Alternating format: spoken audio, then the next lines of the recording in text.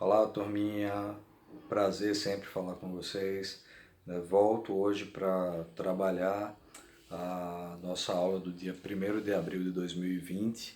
A gente definiu na aula anterior toda a questão da AV1, então a gente já tem a plena convicção, a gente já tem aí o pleno entendimento de que a nossa avaliação deverá ser entregue, deverá ser encaminhada até o dia 14 de abril, portanto temos aí um bom tempo ainda para desenvolver a nossa atividade e queria também, neste encontro de hoje, destacar alguns estudos de casos importantes que estão aqui conosco na obra Inovação, Espírito Empreendedor de Peter Drucker, que eu venho sempre apontando como uma verdadeira bíblia para a gente na formação na disciplina de inovação. Além de termos trabalhado também muitos fichamentos ao longo das aulas presenciais. Então, turminha, nesse nosso encontro de hoje, eu queria destacar alguns estudos de caso que julgo relevantes e que podem abrir muito a nossa mente em relação às atividades que irão compor a AV1. Conforme a gente já sabe, eu vou tomar a liberdade de me repetir um pouco. A primeira dessas atividades, exatamente a resenha das 4 fontes inovadoras iniciais de oportunidades que nós vimos. E segunda etapa dessa atividade, a nossa proposição de um modelo de negócio que tenha a ver com uma dessas modalidades de inovação. Então, eu queria relembrar, por exemplo, o inesperado. E aí, lá na fonte inesperada, eu estou vindo aqui na página 49 do livro,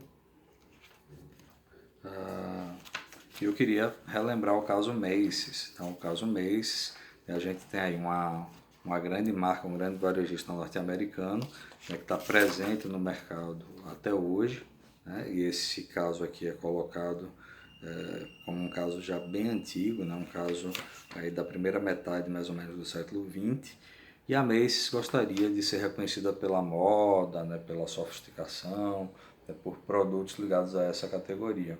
Só que a Macy's, por vender outros produtos, outras mercadorias, terminou tendo um êxito muito grande na venda de utilidades domésticas que não são itens que trazem o glamour esperado pela companhia. Então, esse é um estudo de caso muito interessante que traz aí para a gente o chamado sucesso inesperado, que é na verdade, o inesperado de forma geral, como sendo a primeira fonte de oportunidades vindas pela inovação.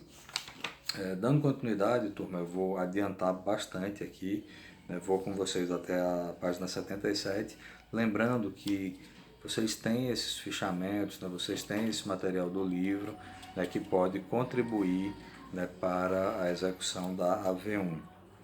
Então, como incongruências, na página 77, vamos adiantar aqui um pouco, e trazer outro estudo de caso. A incongruência a gente lembra que é exatamente essa questão, e aí eu vou realmente ler essas 3 primeiras linhas. A incongruência é a discrepância entre o que é e o que deveria ser, ou entre o que todo mundo pressupõe que seja. Então, é importante a gente rever isso. E como estudo de caso, eu vou falar um pouquinho, mais uma vez, sobre a questão da mini usina siderúrgica. A mini usina siderúrgica como sendo uma estrutura muito mais rentável que a própria indústria siderúrgica em si. Então temos aí um elemento discrepante nessa segunda fonte chamada de incongruência.